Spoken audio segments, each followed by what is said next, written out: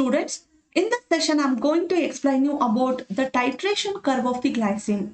The titration is the gradual addition or removal of protons. Or else we can say that the titration is the gradual addition of an acid or a base. In the titration, for the titration curve of the glycine, once we complete the titration of the glycine, we have to plot the pH values versus OH minus ion equivalents. The pH of the solution should be taken in y-axis and OH minus ion equivalents should be taken in x-axis. If we plot a graph of pH versus OH minus ion equivalents, then the obtained graph or the obtained curve is the titration curve of the glycine. So at the beginning of the titration, the pH of the solution is very low. Say it's 1 or less than 1. Then as we go on adding OH minus ions, as we go on adding the base, the OH minus ions of the base are going to react with the H plus ions that are present in the solution. In the solution, along with our glycine molecules, there will be a lot of H plus ions. Because the pH of the solution is very less, so therefore we will be having large amount of H plus ions. As we go on adding OH minus ions from OH base, the OH minus ions from the base are going to be reacted with the H plus ions that are present in the solution, which result in the formation of the water and which result in the neutralization. Due to this neutralization, there is a gradual increase. There is an increase in the pH. And once the pH reaches around 2.34, once the pH reaches around 2.34, then the glycine, the protons, okay, the H plus ions from the carboxyl group of the glycine are going to donate their protons. I mean, once the pH reaches to 2.34, the protons of the alpha carboxyl group of the glycine are going to lose their protons. As a result of this glycine molecules are gradually going to be converted to zwitterionic form. See, initially at the beginning of the titration, this carboxyl group is protonated and our glycine molecule is positively charged. But once the pH of the solution has reached 2.34, now there is a beginning of the deprotonation from the carboxyl group. As a result, gradually the glycine molecules are converted to the zwitterionic form. So the glycine molecules are converted to this zwitterionic form.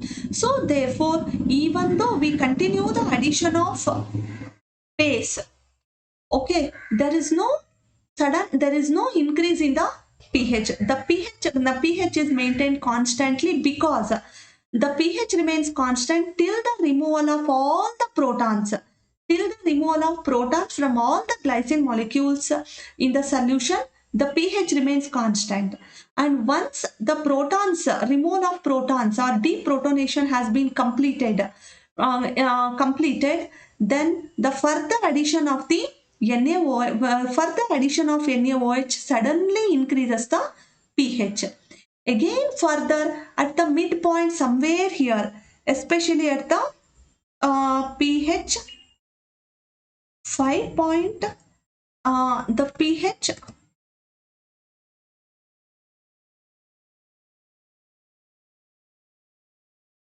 at pH 5.97, all the glycine molecules will be in the zwitterionic form.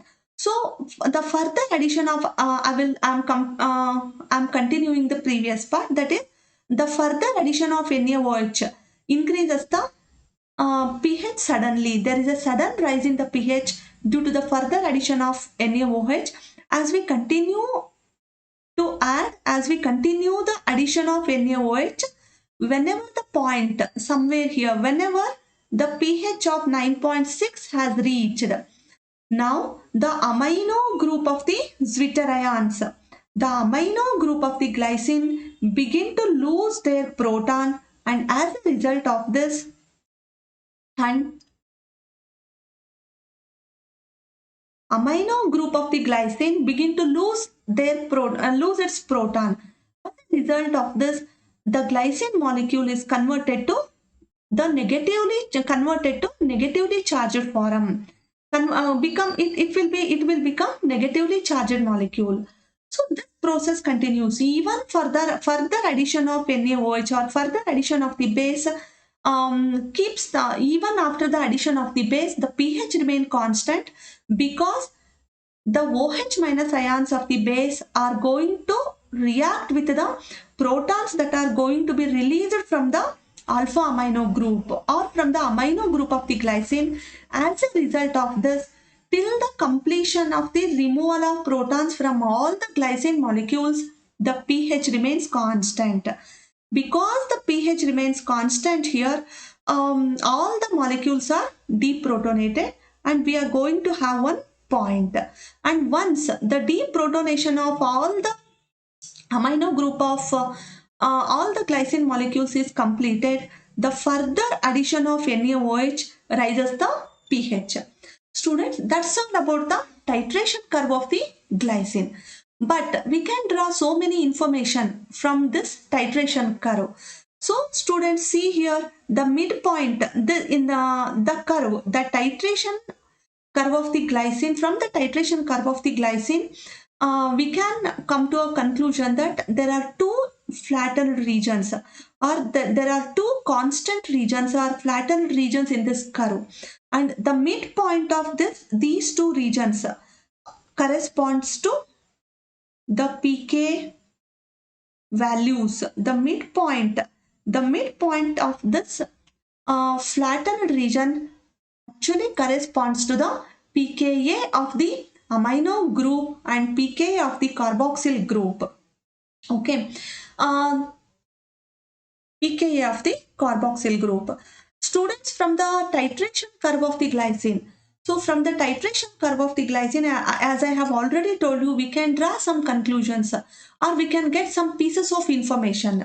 Those information are the very first information that we are going to get from the titration curve of the glycine is we can determine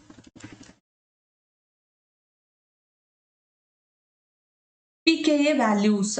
I mean, from the titration curve, see that from the titration curve, so this point corresponds to this pH. 2.34 corresponds to pK1, that is the pKa of the carboxyl group. It corresponds to pKa of the carboxyl group, and this pH 9.6 corresponds to pK2, that is pKa of the amino groups. So thus we can say that from the titration curve we can determine or we come to know the pKa values of the carboxyl group and amino groups of the glycine. So pKa values. The second piece of information that we get from the titration curve is, please have a close look at this curve.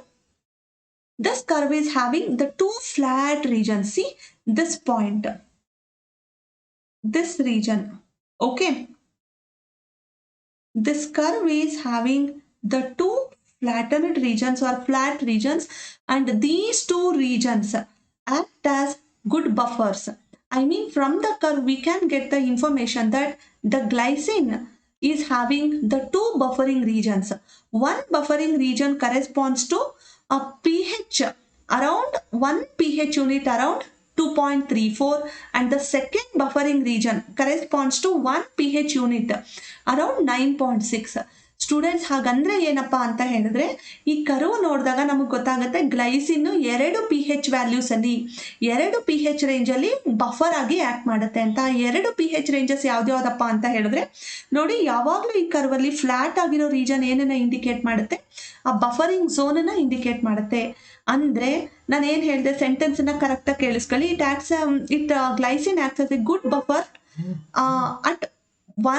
at the pH unit 1 around the 2.34. ಅಂದ್ರೆ ಈ 2.34 pH ನ 1 pH unit ಹಿಂದೆ 1 pH unit ಮುಂದೆ, ಅಂದ್ರೆ 1.34 to 3.34 pH unit ಅಲ್ಲಿ ನಮ್ಮ glycine good buffer ಆಗಿ act ಮಾಡುತ್ತೆ. ಅದೇ ತರದ second one is 1 pH unit on either side from the 9.6 pK2 value ಅಂತ ಹೇಳಿದ್ರೆ ನೋಡಿ 8.6 ಇಂದ 10 pH 8.6 to pH 10.6 this glycine acts as a good buffer. So this is the second piece of information that we get from the titration curve. That is, the second piece of information is nothing but we can understand the buffering region for that particular any amino acid, and here it is for the glycine. The third information that we get from the titration curve is we can easily correlate the relationship between the pH and the net charge of the amino acid.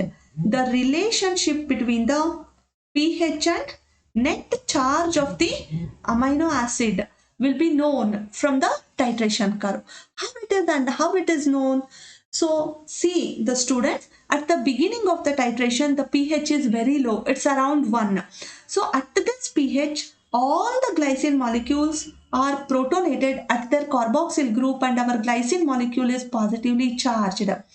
Okay, at this point once it crosses the pH 2.34 it is in the Zwitter ionic form, and students I have to say that at the midpoint at this midpoint we have 50% of the positively charged glycine and 50% of the Zwitter ionic form of the glycine, whereas at this pH corresponds to Pi value, and at this pH value all the glycine molecules are in the Zwitter ionic form. And at this point see the students, I am telling you the relationship between these two, and once the pH crosses 9.6 most of the glycine or the glycine molecules begin to assume the negative charge due to the loss of their protons from the amino group.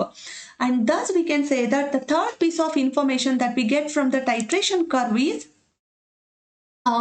we can correlate the relationship between the pH and net charge of the amino acid. Students, that's all about the titration curve of the glycine and the titration curve of the glycine.